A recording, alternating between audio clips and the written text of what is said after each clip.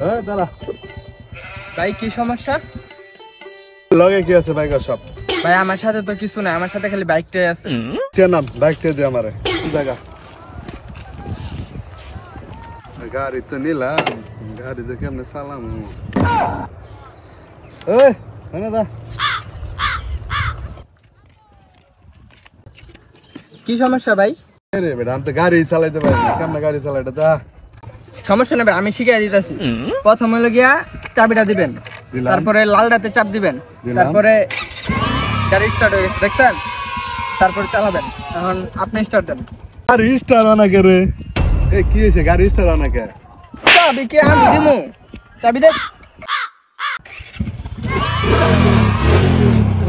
গাড়ি চলে না কে? গাড়ি চলে না কে? গিয়ার দিব কেডা? গিয়ার দে।